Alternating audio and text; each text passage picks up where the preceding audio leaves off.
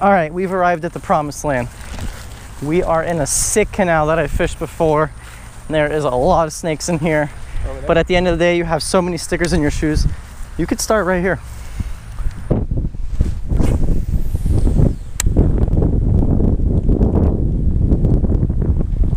There's one.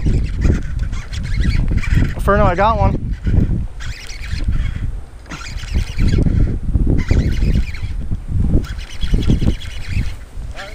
Huh? Nah, I won't need it. I don't know, maybe. First one of the day. We got 19 more to go. They're in here. It's just, you gotta find open spots of water. I love catching snakeheads. Just the wake, the hit, they're aggressive. Just a badass looking fish overall. Hollow-bodied frog, and you guys can see how much weed is in this water, in this canal. You have to fish these hollow-bodied frogs. You need to be as weedless as possible. So, okay, so there's snake number one. Looks like he's gonna let himself go. Look at him, look at him. He's going straight to the water. There you go.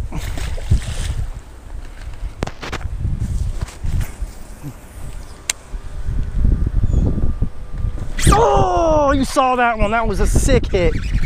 That was a big boil, Ferno. You heard it? Bro, that was a nice one. I think that's gonna be a big one. That was a sick hit. He's all up in the weeds right now. This is why you need to fish that braid. With mono, forget about it.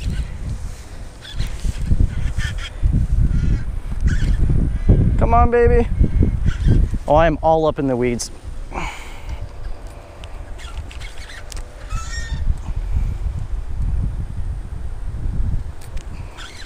Come on. My fish is getting exponentially heavier as I freaking pull it through the weeds.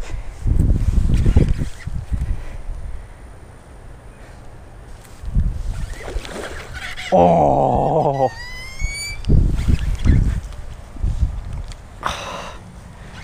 I can't tell how big it is, but I think it's nice. You smell? That's a big one. It is a big one, isn't it? Yeah, boy. He looks even bigger with the weeds. Oh, that's a solid one. Look at his head. That is not a small fish. Look at that one, folks. That's probably 6-7 pounder. Absolutely inhaled the frog. Big fat girl, real nice colors on her. Super sick. Went straight. These fish are smart. They run straight for structure. Real nice fish. This one's gonna need the pliers. And you heard that pop. That pop was epic. The only thing about the hollow-bodied frogs is a lot of times I can't even see where the hook. Oh, there's the hook. There we go. All right, let's release this big girl back into the water. Snake number 2, and hopefully they only get bigger and bigger. Let's let her go.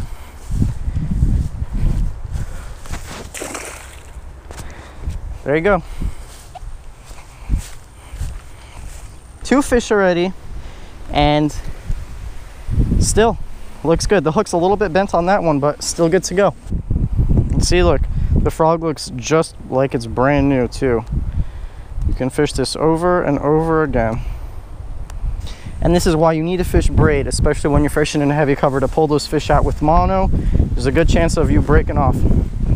You don't have that same pulling power through the weeds because they're stretching mono, and braid is so much thinner diameter, and it cuts through the weed. It cuts through the structure. You ever snag a stick or something, and mono will just keep getting frayed and frayed and frayed. But braid will actually cut through the stick, and a lot of the times you'll get your line back and your lure back. Jeez, it's like walking through the jungle. Look at that. They're not even on your shoes. Ow. Should have worn long socks and jeans. I think the weed gets better the further down we go. There's less and less weed in the water. We have more and more fish. It's less choked out. This canal needs some carp in it and clean it up. Oh, I just got ate. You saw that? It was hanging from the tree. I've never had that happen before. Little guy, but I've always wanted to get a bite like that where it's hanging and dangling from the tree, and he ate it. So yeah, just dangling this from the tree, and this snakehead inhaled it. I've always heard of people doing it, and I've always wanted it to happen, but it's never happened to me. Today was the first time. We must have walked a mile for 3 snakeheads and 1 bass, and honestly thought we were gonna do better. Last time we came here, we did a lot better, but sometimes they just don't want to eat. Maybe the next spot will be different, just like any other type of fishing, where one area they will be eating good and then the next one they won't, just like bridge fishing or anything else. Or it's just they shut off, they're not hungry, but who knows. Check this out. Bam, bam. Can't even recognize my shoelaces anymore. Bam, everywhere. Inside of our shorts, outside of our shorts. Crazy today. We gotta hop this wall right here. Hopefully get into them.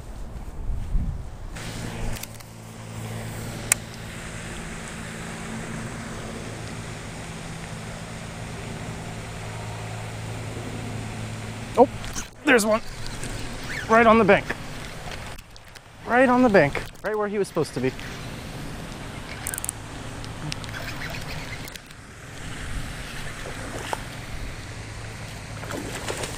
Oh, that was sick, but spit the hook, spit the hook. That was a sick bite though. You guys saw it right on the bank. He basically, I saw him chasing it and I stopped it and he ate it on the stop. Oh, there's one as soon as it hit the water. Jeez, this thing is nice.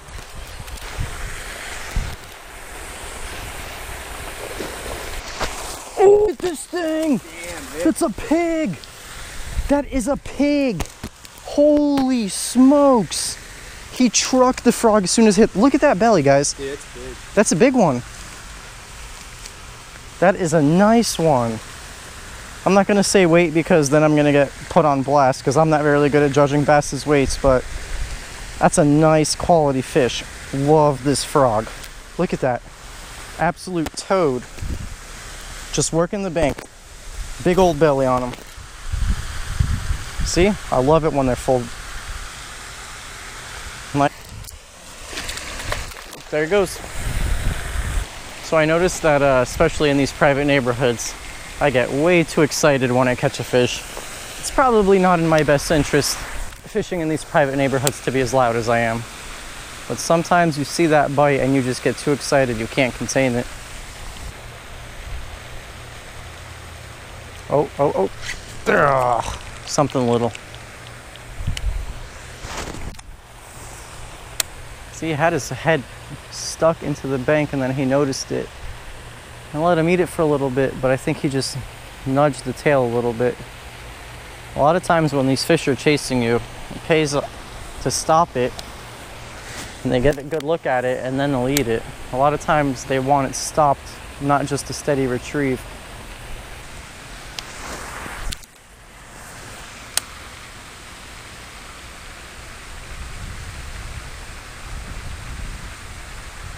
Oh, there's one. Yeah, right off the bank. Little one. Man, the ones in this spot are, the ones in this lake are very acrobatic today.